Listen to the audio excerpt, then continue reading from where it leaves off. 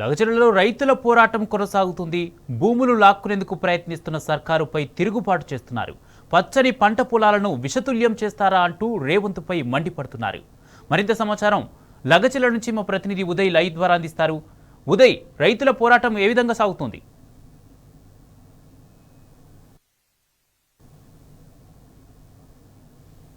ఉధృతంగా కూడా కొనసాగుతుంది. ఏదైతే పచ్చటి పొలాలను కూడా నాశనం చేస్తారా అంటూ కూడా ఇక్కడ రైతులు కూడా ఆవేదన వ్యక్తం చేస్తున్నారు. ఇక్కడ మనం చూసుకోవచ్చు ఒక ఒక చేను దగ్గర ఉన్నాము. ఇక్కడ పచ్చగా కూడా కనిపిస్తున్న దృశ్యాలు కూడా మనం చూస్తూ ఉన్నాము. గత కొన్ని ఏండ్ల నుంచి కూడా మేము ఇక్కడ జీవనం కొనసాగిస్తున్నాం. మా కుటుంబాలు కూడా ఇక్కడనే నివసిస్తున్నాయి. కాబట్టి మేము మా భూమిలోనే మేము పంటలు పండించుకుంటేనే మేము బతుకుతామని చెప్పేసి కొంతమంది రైతులు కూడా చెప్తున్న పరిస్థితి మనం చూస్తూ ఉన్నాం.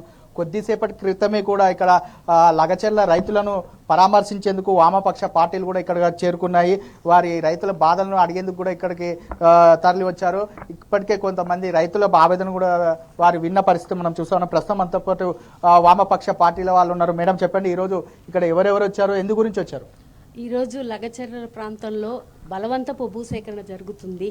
అట్లాగే లగచర్ల మొత్తం ఒక ఎమర్జెన్సీ లాగా ప్రకటించినటువంటి పరిస్థితుల్లో ఇక్కడ ఉన్నటువంటి గ్రామాల్లో ఉన్న యువకులు కానీ పురుషులు అనే వాళ్ళు ఎవరున్నా కూడా వాళ్ళు లేకుండా ఉన్న స్థితి ఏదైతే జరిగిందో దానిపైన మేము విచారణ జరిపించడానికి, ప్రజలతో కలవడానికి ఎందుకు వీళ్ళు భూములు ఇవ్వద్దు అని అనుకుంటున్నారు, అట్లాగే దానివల్ల ఉండే నష్టం ఏమని రైతులు ఫీల్ అవుతున్నారు, ఈ విషయాలన్నిటి మీద కూడా నిజంగా కలెక్టర్ని వీళ్ళు దాడి చేశారా, ఏదైనా పొలిటికల్ మోటివేషన్ ఉందా, లేదా వాళ్ళకు వాళ్ళు స్వతహాగా చేశారా అనేటువంటి వాటిపైననే మేము విచారణకి వచ్చాం.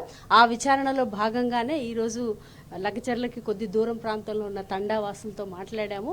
చాలా వాళ్ళదంతా ఆవేదన ఒకటి అర్థమైంది ఏంటంటే ఆ ఆవేదన మొత్తం ఏమీ వద్దు, మా భూమి మాకు కావాలి అనేటువంటి కాన్సెప్టే వాళ్ళ నుంచి బయటపడింది. Thank you. ఇక్కడ మనం చూసుకోవచ్చు, ఇప్పటికే అంటే పంటను కూడా కోసిన పరిస్థితి కూడా మనం చూస్తూ ఉన్నాము.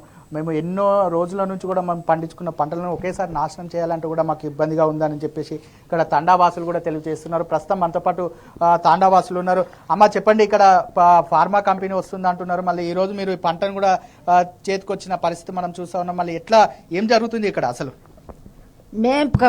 మేమైతే ఫార్మా కంపెనీ వద్దు, ఇయ్యము భూములు ఇయ్యము, మేము సవానికి సిద్ధంగా ఉండము కానీ భూములు ఇయ్యము.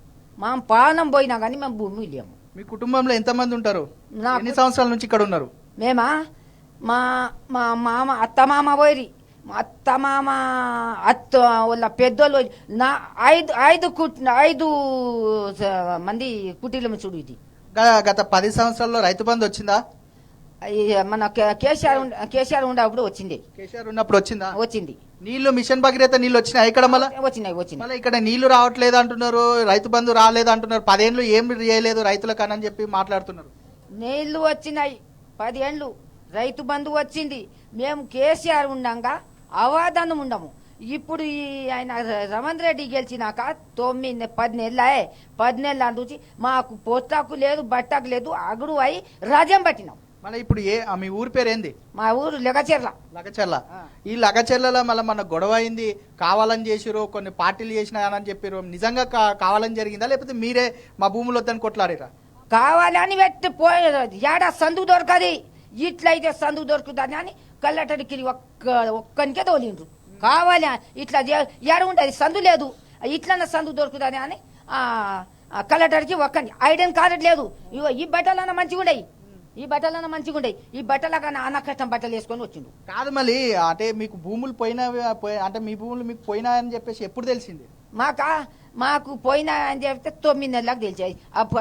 గెలిచిన 2 నెలలకే తెలిసింది.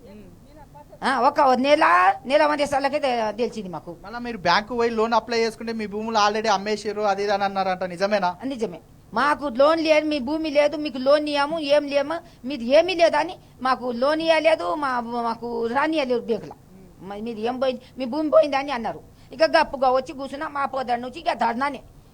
ఇప్పుడు ఇప్పటివరకు ఏం రెస్పాండ్ లేదా? లేదు, ఏమి లేదు. బ్యాంకులో పోతే కూడా మీది ఏం లేదని వాపసు తోలుతున్నారు. అమ్మ చెప్పండి, అంటే మీరు ఏం మాట మీద ఉన్నారు ఈరోజు? అంటే ఫార్మా కంపెనీ కావాలనుకుంటున్నారా, లేకపోతే మీ భూములు మీకే కావాలి? భూమి మాకే కావాలి సారు. మా బతుకు తెరువు ఇన్నే ఉండదు మాకు. మా భూమి మా పానం పోతే కూడా మా భూమి ఏము, మా బతుకు తెరువు ఇండే ఉండదు. ఇండే మా తాత 4, 5 నడుస్తుండది. తాత ఇన్నే ఈ రోజు పంట చేతికి వచ్చింది కదా, ఆ, ఈ రోజు పంటకు చేతికొచ్చింది. ఇప్పుడు ఇంకా అవి వేస్తే ఇంకా ఏమన్నా పెట్టాలి. ఇన్నేళ్ళు ఎట్లా ఉండే పంటలు అంటే పండించుకుంటుంటారా, మంచిగా ఉండేనా? ఆవ్, 10 ఏళ్ల సంది ఆవ్, మంచిగానే పల్లీలు ఆ వాన ఇవి మంచిగా ఉండే. ఆ, రైతు బంధు వచ్చిందా 10 ఏళ్లలో? 10 సంవత్సరం మంచిగా వచ్చే. 10 సంవత్సరాలలో రైతు బంధు వచ్చింది. 10 సంవత్సరాలు పూర వచ్చే. అందరికి పెద్దలు మనం సాతాయిన వాళ్ళకు బాగా 24 గంటలు కరెంట్ ఇచ్చిండు కేసీఆర్. పంట 3 పంటలు వండ ఇచ్చిండు. 3 పంటలు వండ వేసుకొని మేము కేసీఆర్ వచ్చినప్పటి నుంచి బాగుపడ్డాం. ముందు అయితే ఏమీ లేకుండే.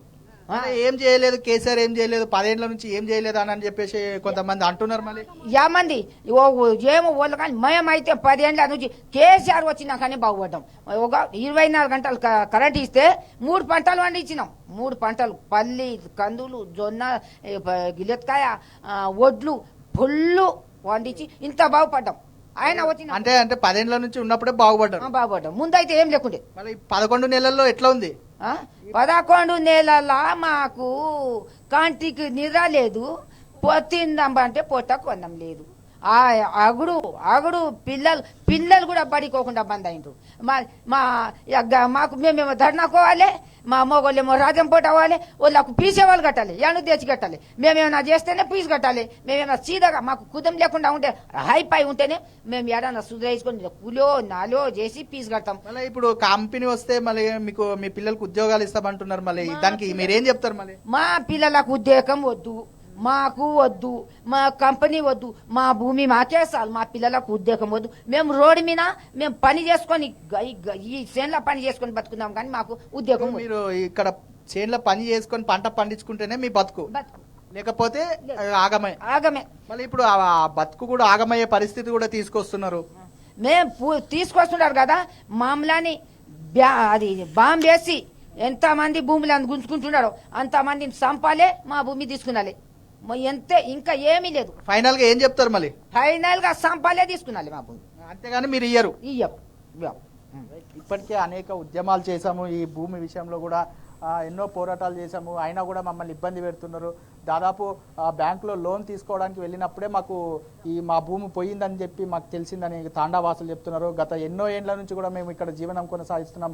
ఈ పంటలే మాకు ఆధారం. ఈ పంటలు పండించి మేము అమ్ముకుంటేనే మాకు మా పిల్లలకి చదువులు కావచ్చు, మా కుటుంబ పోషణ కూడా ఉంటుందని చెప్పేసి ఇక్కడ తాండావాసులు చెప్తున్నారు. మా పిల్లలకి ఫార్మా కంపెనీలో జాబులు వద్దు ఏమొద్దు, మా పిల్లలు మేము చదివించుకుంటాము, ఇక్కడ మా పంట పొలాలను పండించుకొని మేము పిల్లల్ని చదివించుకుంటాం అని చెప్పేసి వారు ఆవేదన వ్యక్తం చేస్తున్నారు. గత 10 ఏళ్లలో కూడా మాకు అన్ని బాగుండే, రైతు బంధు పడ్డది, మిషన్ భగీరథ నీళ్ళు వచ్చాయి, కానీ ఈ 11 నెలల్లో కూడా అస్తవ్యస్తంగా మారింది. ఇప్పుడు మా పరిస్థితి ఏంటో అని కూడా అర్థమైతలేదని చెప్పేసి వారు ఆవేదన వ్యక్తం చేస్తున్నారు.